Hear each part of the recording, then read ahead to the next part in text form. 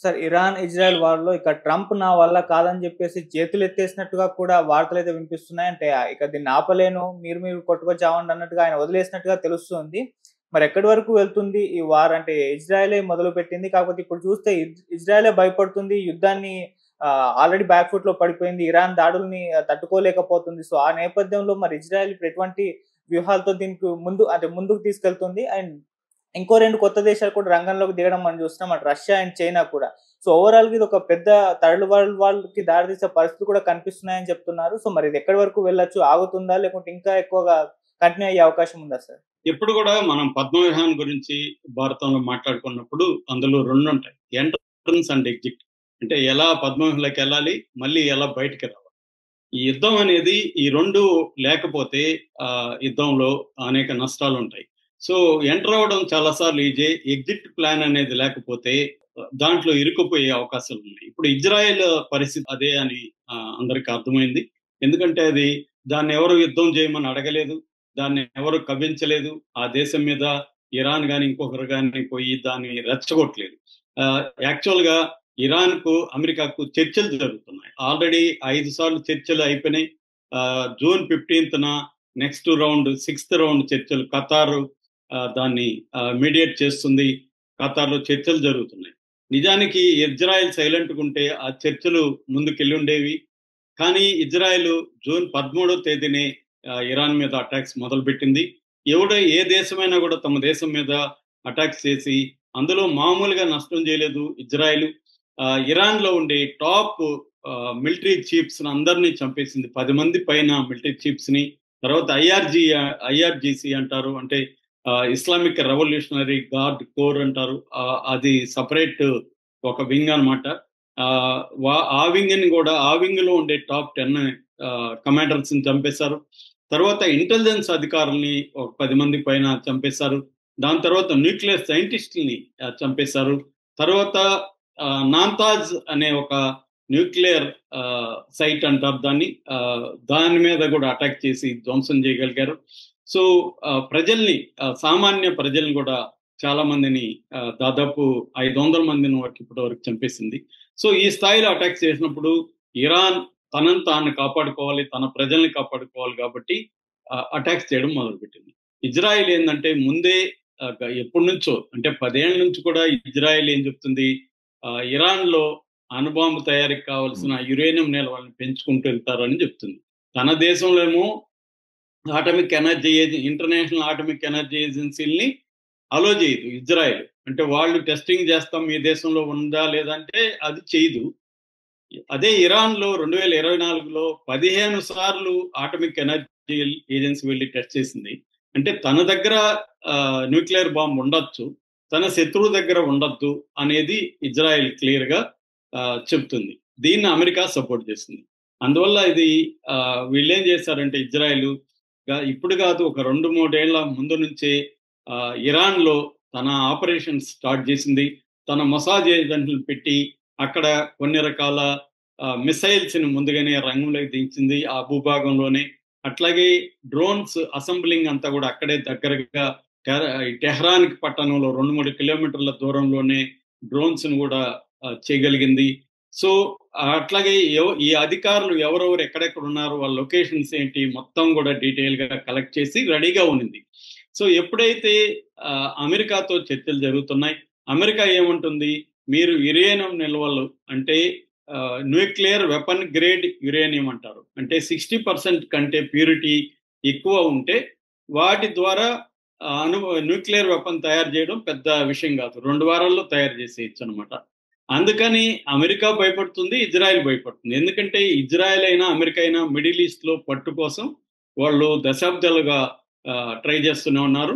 So, ఆ పట్టుని ఎవరు వ్యతిరేకించినా వాళ్ళ మీద దాడులు చేయడం, ఆ దేశ అధ్యక్షుల్ని మార్చడం ఇవన్నీ కూడా ఇటు అమెరికా గాని, ఇటు ఇజ్రాయెల్ గాని చేస్తుంది. మనకి ఇరాక్‌లో సద్దాం హుస్సేన్ కూడా వాళ్ళు ఎలా మార్చారో చూసాం.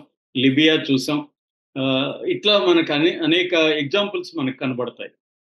సో, అందువల్ల ఇప్పుడు ఇరాన్ కూడా అటాక్ చేసింది. ఎందుకంటే ఇరాన్ కూడా చాలా స్ట్రాంగ్ దేశం. అది మనలాగే 2500 సంవత్సరాల నాగరికత ఉంది. బ్రహ్మాండమైన టెర్రైన్ ఉంది. కొండల ప్రాంతం. ఇరువైపులా స్ట్రాంగ్ ఇది నెట్వర్క్ ఉంది. తర్వాత వాళ్ళ షియా ఐడియాలజీ ఉంది. అంటే త్యాగం చేయడం, అమరత్వాన్ని పొందడానికి సిద్ధంగా ఉండడం, తమ శత్రువుని ఎదుర్కోవడానికి యూనిటీగా కదలడం అనే ఒక ఐడియాలజీ వాళ్ళకి చాలా స్ట్రాంగ్ గా ఉంది. సో సో అందువల్ల ఇరాన్ని జయించడం అంత ఈజీ కాదు. పైగా వాళ్ళు శాంక్షన్స్ 2009, 2019, 2022 నుంచి ఇప్పటి వరకు ఆ దేశం మీద శాంక్షన్స్ ఉన్నప్పటికీ కూడా, ఆంక్షలు ఉన్నప్పటికీ కూడా ఆ దేశం నిలబడగలిగింది. ఇటు రష్యా చైనాతో ఒప్పందాలు చేసుకునింది. చైనా ఇరాన్ లో $400 బిలియన్ పెట్టుబడులు పెట్టింది. ఇండియాతో కూడా మొన్నటి వరకు మనం 2000 ఈ ట్రంప్ వచ్చే వరకు కూడా మనం ఇరాన్ దగ్గర ఎక్కువ ఆయిల్ కొంటున్నాం. ఆ తర్వాత తగ్గించాల్సిన పరిస్థితి. ఇలా ఇరాన్ వెస్టర్న్ కంట్రీస్ ని పక్కన పెట్టి వేరే దేశాలతో బయలేటరల్ ఒప్పందాలు చేసుకుంటూ, తన ఎకనామీని చూసుకుంటూ, తన బలాన్ని పెంచుకుంటూ, మిగతా యాక్సిస్ ఆఫ్ రెసిస్టెన్స్ పేరుతో ఇటు లెబనాన్ లో హిజ్బుల్లాల్ని, తర్వాత హౌతీ యెమెన్ లో హౌతీల్ని, తర్వాత హమస్ ని, ఇటు ఇరాక్ లో షియా మిలిషియాని, సిరియాలో కూడా తన బలగాల్ని, ఇలా అందరినీ మోహరించి ఒక బలమైన దేశంగా లీడ్ చేస్తూ ఉంది ఇరాన్. దీన్ని తట్టుకోలేకే అమెరికా అండ్ ఇజ్రాయెల్ ఇరాన్ ని బలహీనపరచాలనుకున్నారు. ఇందులో భాగంగానే ముందుగా లెబనాన్ లో హిజ్బుల్లాని దెబ్బతీశారు, హమాస్ని దెబ్బతీశారు, సిరియా ప్రభుత్వాన్ని కూలగొట్టేశారు. సో ఇరాన్ కు ఉండే యాక్సిస్ ఆఫ్ రెసిస్టెన్స్ బలాన్నంతా కట్ చేశారు. దాంతో ఇరాన్ వీక్ పొజిషన్ లోకి వెళ్ళింది. ఇప్పుడైతే దెబ్బ కొట్టచ్చు అని ఇజ్రాయెల్ డిసైడ్ అయింది. సో ఇజ్రాయెల్ కి ప్రధానంగా 2 గోల్స్ ఉన్నాయి. ఒకటి, యురేనియం నిల్వల్ని, ఈ న్యూక్లియర్ సైట్లని ధ్వంసం చేయడం. 2, ప్రభుత్వాన్ని కూలగొట్టేయడం. ప్రభుత్వాన్ని కూలగొట్టి తమకు అనుకూలమైన ప్రభుత్వాన్ని అక్కడ పెట్టడం. ఈ 2 ప్రయోజనాలు ఇటు ఇజ్రాయెల్కి ఉన్నాయి, ఇటు అమెరికాకు ఉంది. సో అమెరికాలో ఈవెన్ ట్రంప్ తో ఉండే వాళ్ళల్లో కూడా చాలా మంది ట్రంప్ పాలసీని వ్యతిరేకిస్తున్నారు. ఈ ఇరాన్ మీద దాడి కానీ, ఇరాన్ ప్రభుత్వాన్ని మార్చడం కానీ ట్రంప్ చుట్టూ ఉన్న వాళ్ళకి చాలా మందికి ఇష్టం లేదు. అది మనకు అనవసరమైంది, మనకు సంబంధం లేని వార్లోకి వెళ్ళి మనం ఎందుకు మన సైనికుల్ని బలి చేయాలి, మనం ఎందుకు ఎకనామిక్ గా ఆల్రెడీ మనం ప్రాబ్లమ్స్ లో ఉన్నాము, మిడిల్ ఈస్ట్ ద్వారా మనం చాలా నష్టపోవాల్సి ఉంటుంది. ఆల్రెడీ మిడిల్ ఈస్ట్ ఏరియాలో 5,000 మంది సైనికులు మోహరించున్నారు అమెరికాది. చాలా ప్రాణాలు పోయే అవకాశం ఉంది. ఇది అవసరం లేదు, ఇది ఇజ్రాయెల్ యుద్ధాన్ని మనం ఎందుకు చేయాలి అనే ఒక వ్యతిరేకత ఉంది. రెండో వైపు ఇరాన్ కూడా స్ట్రాంగ్ గా ఉంది. ఇజ్రాయెల్ ఊహించలేదు ఈ స్థాయిలో. ఎందుకంటే 2,000 కిలోమీటర్ల పైన దూరం ఉంటుంది ఇజ్రాయెల్.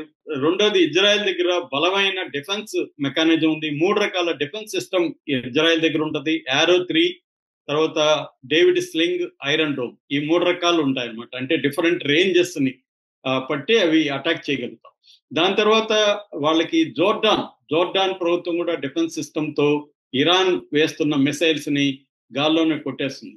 మరోవైపు అక్కడ సముద్రంలో ఉంటున్న అమెరికన్ షిప్పుల్లో నుంచి కూడా డిఫెన్స్ సిస్టమ్ ఇరాక్ మిసైల్స్ ని అడ్డుకుంటుంది. అంటే 3 వైపుల నుంచి ఇరాక్ మిసైల్స్ ని అడ్డుకుంటున్నప్పటికి కూడా, అంటే 90% ఇరాక్ మిసైల్స్ ని అడ్డుకుంటున్నప్పటికి కూడా కొన్ని మిసైల్స్ అయితే ఇజ్రాయెల్ భూభాగం మీద పడ్డాయి.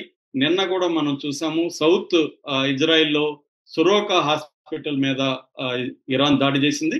అయితే మేము సివిలియన్ ప్రాంతాలని, హాస్పిటల్ని దాడి చేయడం మా ఉద్దేశం కాదు.